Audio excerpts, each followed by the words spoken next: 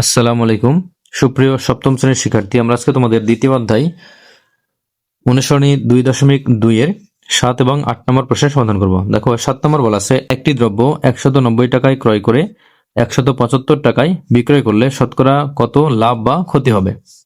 তাহলে দেখো 7, এখানে আমরা লিখব যে ক্রয় মূল্য,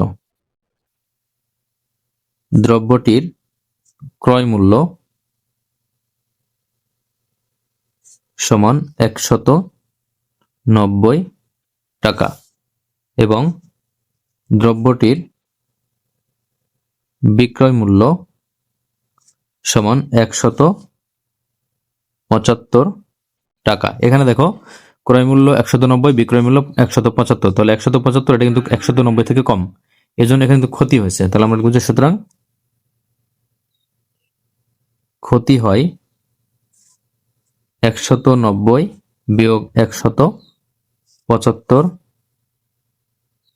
টাকা। তাহলে এখানে দেখো বিয়োগফল হবে এখানে 5 1, তাহলে 15 টাকা, অর্থাৎ ক্ষতি হয়েছে 15 টাকা। তাহলে এই 15 টাকা ক্ষতি হয়েছে কিন্তু 190 টাকায়। তাহলে এই জন্য আমরা লিখব যে 190 টাকায় ক্ষতি হয় 15 টাকা। এটা আমাদের বের করতে হবে শতকরা, এই জন্য আমরা 100 টাকায় নিয়ে যাবো। এই জন্য আমরা লিখলাম যে 190 টাকায় ক্ষতি হয় 15 টাকা, কারণ এই দ্রব্যের ক্রয় মূল্য ছিল 190 টাকা। তাহলে 190 টাকা দিয়ে ক্রয় করার ফলে তার 15 টাকা ক্ষতি হয়েছে, এই জন্য 190 টাকায় ক্ষতি হয় 15 টাকা। তাহলে 1 টাকায় ক্ষতি হয়, 1 টাকায় ক্ষতি হয় সমান 15 ভাগ 190 টাকা। তাহলে আমরা এখন লিখবো যে 100 টাকায়, অর্থাৎ শতকরা। তাহলে 100 টাকায় ক্ষতি হয় সমান 15 ভাগ 190 গুণ 100। তাহলে এখানে 0 এবং 0 কাটলে এখানে দেখো হবে 150, 15 এবং 10 গুণ করলে 150 ভাগ 19, তাহলে 150 ভাগ 19 টাকা। তাহলে আমরা এটা পূর্ণ আকারে লিখলে এখানে আমরা ভাগ করে দেখব, 19 দ্বারা আমরা ভাগ দেব 150 কে। তাহলে এখানে 7 20 140, তাহলে 8 20 160, সেখান থেকে 8 না, এখানে হচ্ছে না, তাহলে এখানে আমরা 7 বার দিব। তাহলে 7 বার দিলে 7 20 140, সেখান থেকে আমাদের বাদ দিতে হবে 7, তাহলে 133। তাহলে এখানে বিয়োগফল হবে, দেখো এখানে 7 আর এখানে 2, এখানে হবে 1, তাহলে এটা হবে 7 পূর্ণ, দেখো এখানে 17 ভাগ 19, তাহলে এটা সমান হবে 7 পূর্ণ 17 ভাগ 19 টাকা। এটা কিন্তু 100 টাকায় ক্ষতি হয়েছে। তাহলে সুতরাং আমরা লিখব যে সুতরাং ক্ষতি হয় 7 পূর্ণ 17 ভাগ 19%। তাহলে এটা হবে অ্যান্সার। তাহলে এবার দেখো 8 নাম্বার, 25 মিটার কাপড় যে মূল্যে ক্রয় করে সেই মূল্যে 20 মিটার কাপড় বিক্রয় করলে শতকরা কত লাভ বা ক্ষতি হবে। তাহলে আমরা এখানে বুঝে মনে করি 25 মিটার কাপড়ের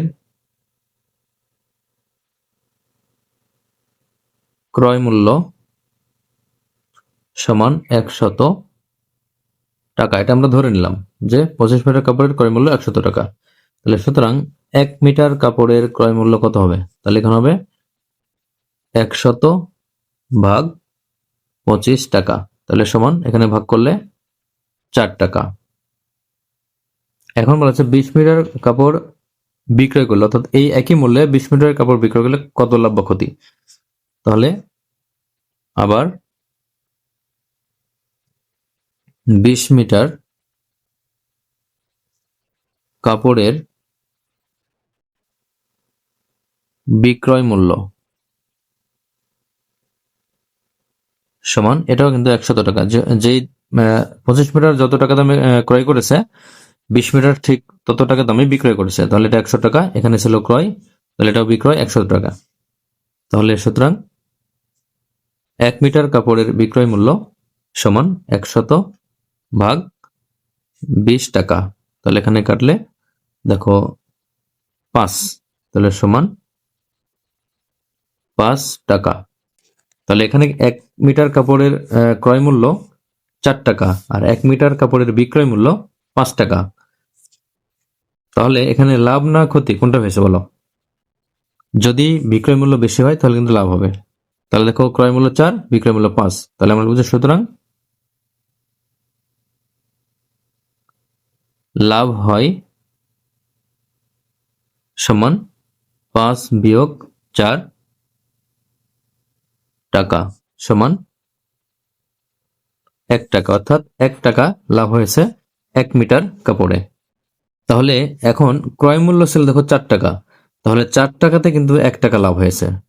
তাহলে 4 টাকাতে 1 টাকা লাভ হলে আমাদের 100 টাকায় কত টাকা লাভ হবে এটা বের করতে হবে। তাহলে আমরা এখন লিখব যে 4 টাকায়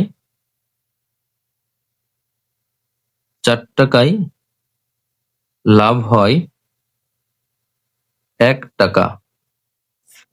তাহলে সুতরাং 1 টাকায় লাভ হয় সমান 1 ভাগ 4 টাকা। তাহলে যেহেতু শতকরায় নিতে হবে পার্সেন্টে, তাহলে 100 টাকায় লাভ হয় সমান 1 ভাগ 4 গুণ 100। তাহলে এখানে ভাগ করলে হবে 25, তাহলে সমান 25 টাকা। 100-এর মধ্যে 25 টাকা, এর মানে হচ্ছে 25%। তাহলে যার মানে বুঝে সুতরাং লাভ হয় 25%। তাহলে এটা হচ্ছে অ্যান্সার।